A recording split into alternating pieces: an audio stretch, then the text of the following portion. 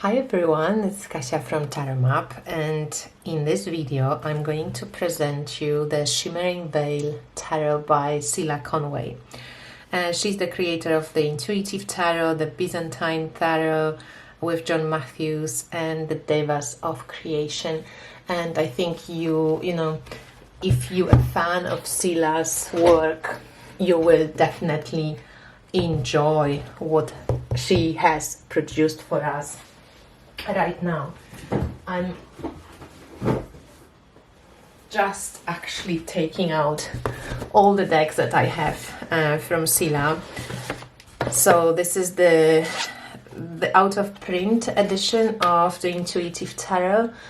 She has reproduced it with the black borders. It looks really cool. I think this deck is coming from for a review, the Intuitive Tarot. So if you don't know it, I will show it probably on my Instagram account soon. But she always creates this kind of, you know, like kind of fantastical landscape, but really amazing colors, very kind of futuristic faces, and some really incredible images. So that's the Intuitive Tarot, and she's also, of course, a creator of Devas of Creation, which is an oracle deck, and it's the energies, working with the energies of the universe, and that's how it arrives. So I'm just going to show you a few of the cards, but it's abstract, and you have different elemental cards. You have atoms, you have devas, angelic beings, all sorts of different planetary energies, crystals, minerals, you know, natural energies. It's amazing. This deck is amazing. The system is amazing, and it actually, I think, goes really well with the new Shimmering Tarot, the Shimmering Veil Tarot. So let me just put this aside so it's not too weird and too packed. And the Shimmering Veil Tarot, what she has done package wise, it's also like I can see how she's evolving, you know. So it's beautifully packaged, compact box with this beautiful world image on top. You open it up, it's got the cards of the Shimmering Veil Tarot. When you take the cards out, you have the image of the High Priestess, which is really pretty incredible. And it says, in ages past, you came to ask your most pressing questions. Today, my time is returning once more. I look at you through the veil of consciousness and answer, as always, through ambiguity and metaphor. Do you recognize me? Do you remember? So it gives you a little hint that this deck is not going to be your regular, you know, Rider-Waite-Smith. It's based on Rider-Waite-Smith though, but you won't recognize anything from the typical traditional deck. It comes with this compact booklet, Shimmering Veil Tarot. It's in color, so you get image of each card here in the corner, and quite a lot of explanation. And thankfully, she also describes what symbols she uses on the cards, and what's, you know, what's going on the image. And then she has suggested meanings and reversed meanings, and that's basically it. So it's quite substantial little white book with this beautiful image of High Priestess and the world. And then the cards, you know, the size of the cards, really perfect size for me. So this is the regular tarot size, and they are a little bit wider and not very much taller, just a little bit taller. And I love this size of cards. And the backs, just gorgeous, kind of beautiful colors. This nearly like spiraling opalescent energy, kind of image of maybe like a rainbow or a droplet of water, you know. It just brings all this kind of beautiful shimmering. I know that she was planning to maybe put edging on the cards, but This first edition came without edging, and totally I don't mind. I actually prefer some decks without edging. When it comes to shuffling, it's quite a thick deck. The cards are great because they're not sticky, but they're also not too slidey. You know, like for example, Supra Oracle, it's very slidey, it's a bit annoying. These cards stick together, but they're not rose petals or anything like this, but it's very nice feel to the cards. No borders, lamination, really, I'm just going to, how can I change this? Lamination is, it's not laminated heavily, just really nice, protected. And yeah, let's just go ahead and take a look at the images. And I have been using this deck a lot. Sorry, I'm just trying to, yeah. I'm going to take this away because it's got a face in it. So I have been using this deck a lot in readings for myself. I also have been reading with it for clients, and I have to say, it's a spectacular deck. It's a punchy one, and it's emotional. I noticed it really awakens emotional response in people you read for, but also in the reader itself. So it's quite intuitive, and the images are punchy, they're colorful, they're really beautiful. This deck has two Queens of Fire. So one has that kind of electrical current going through between the hands, and one has snakes. I'm going to put her aside and come back to her when I find the other one, because they're not in order, these images. So this is Eight of Cups, and you can see that, yes, you don't see the cups. Sila kind of captured the energy, the emotion that goes with Eight of Cups. And at the same time, you know, you can, if you know tarot and you know the traditional Eight of Cups, you can see where she came from, right? So Warrior of Fire is she used warriors for knights, and every element, fire, water, air and earth, has just a little symbol here. You don't have anything else on the card, which is really cool for people especially who don't like names, big kind of, you know, descriptions and so on. And look how this is explosive. It's so emotional, it's so beautifully done, it's so evocative. Really amazing. So this is the Hierophant. How amazing is that? Wow. So the majors are Roman numerals, and this is Magician. Look at the colors. I'm seriously like having a crush with this deck. So again, Warrior of Water. So the waves always, I always think it's air because it's like Aquarius, but waves for water, of course. Warrior of Water, it's like night. Look at this death. It's like Hieronymus Bosch's paintings with this huge amount of skulls. It looks like skulls, and then there is this little being kind of being lifted. Transformative. Amazing, amazing. I love it. One of Fire with the Phoenix. A Four of Cups, again, this kind of sense of like complacency, but like kind of being in the depth but not truly in the depth, something emerging but you don't know what, this kind of sense of I don't know, right, which we often get with Four of Cups. Something being like forming. Strength, very dynamic strength. Not your easiest. And I actually like this because a lot of time, from my experience reading with Strength card, it actually often symbolizes the struggle that we are going through and the need for, you know, kind of rebalancing certain energies or instinct and spiritual approach or body and mind and so on. So that's Page of Air, and here we see the little cloud for air. One of Pentacles for Earth, it's the round pentacles, and she describes so this Ouroboros, she describes all the symbols in the book. I love this Three of Pentacles with like people going into, you know, those Caves of the Lost Dreams. Werner Herzog made amazing documentary about the paintings in the French caves. It's called Caves of the Lost Dreams and highly recommend it. So Nine of Pentacles, she chose to show a man, not a woman, as it is in Rider-Waite-Smith. Seven of Fire. Five of Cups. So again, you don't get the cups, you don't get the, but you get the gist of the essence of the card. Ten of Swords. And that's the Judgment. It's all these kind of spirits or people flying into the light.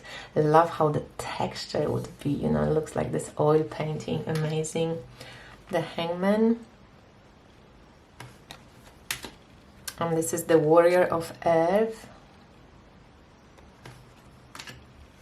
Seven of Pentacles.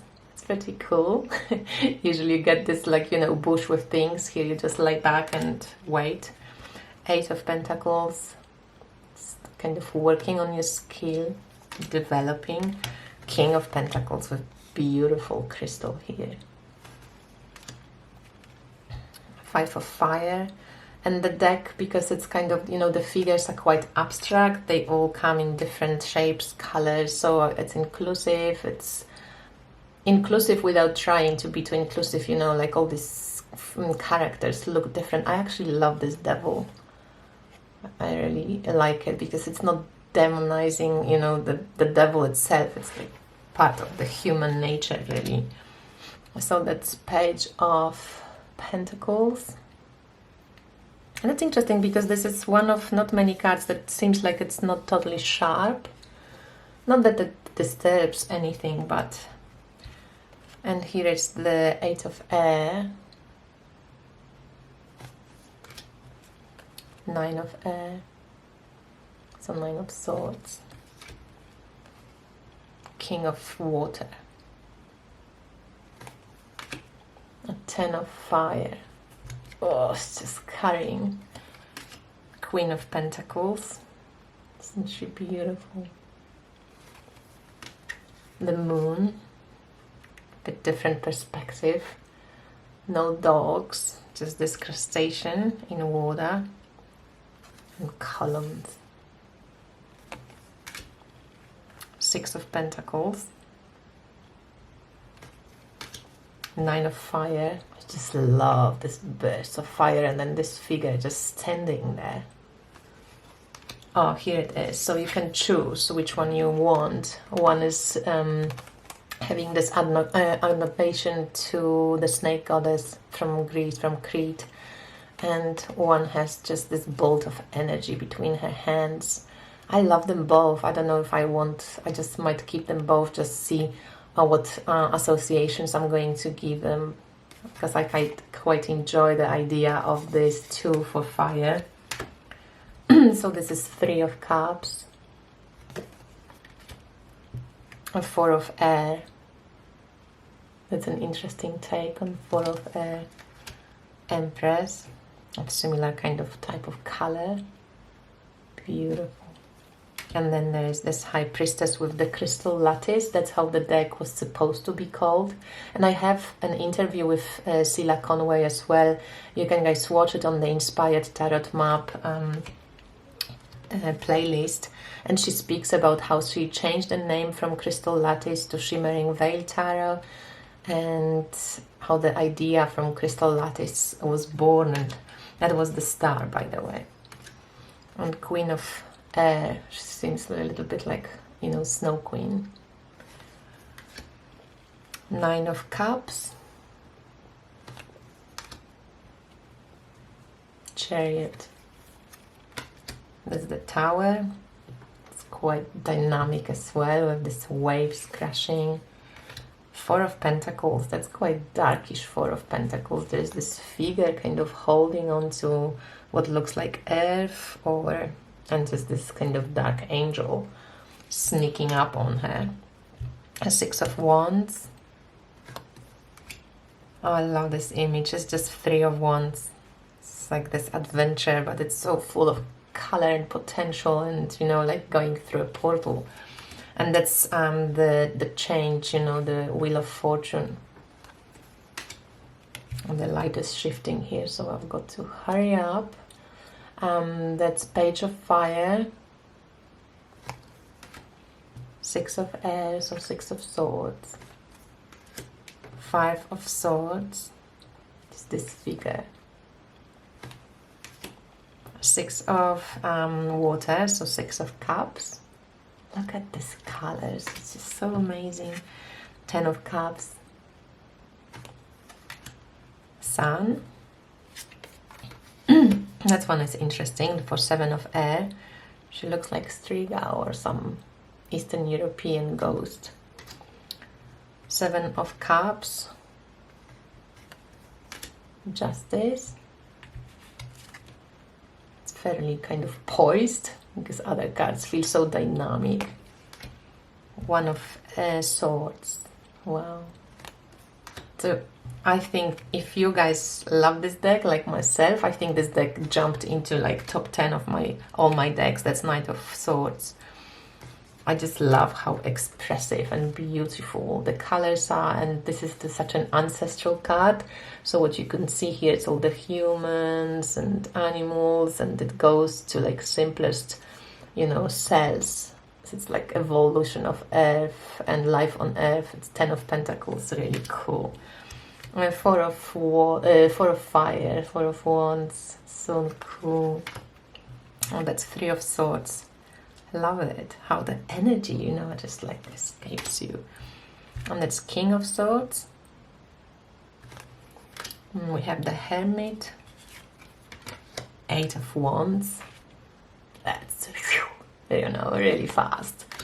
And she's got 2 Fools as well. So this is the Golden Fool, number 22, which kind of completes the journey, and I put it aside. So 2 of Swords.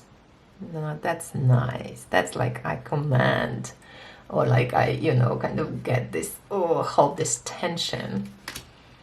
Page of Water, so nice. Wow, I want to feel like this.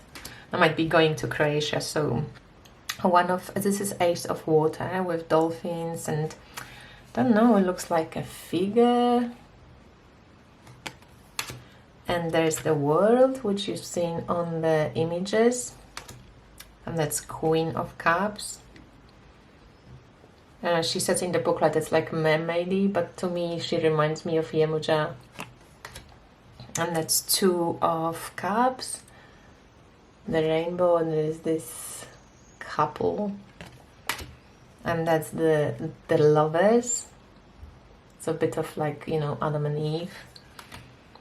Temperance, really beautiful. Wow. That's 5 of Pentacles, bit different style. Love it. The Emperor. And that's 2 of Pentacles. It's just like trying to, you know, create some form. And this is the other Fool. So this is the first Fool with the butterfly. And then the last one is, it's got this crystal lattice kind of, it's like the World, and the World also has this kind of crystal lattice in the hand, and the Fool gets it in the other hand. So the Fool starting the journey and the Fool completing the journey, the Golden Fool. And then the last card is the King of Fire. It looks a little bit like Chiron. So this is how the deck looks, and I want to, you know, I can riffle shuffle it. It's not the easiest task because the cards are quite thick. So I think they will give a little bit. To my liking, they could be even a little bit thinner for better shuffling experience. But once you get a hand of it, you can do it. But if they were a tiny little bit, thinner, it would be much easier. I still love this deck. To me, this is a perfection. Seriously, I love this size for this art, how she's done it without the names and so on. So now, if I want to just show you how a few cards of these look together. and just how beautiful.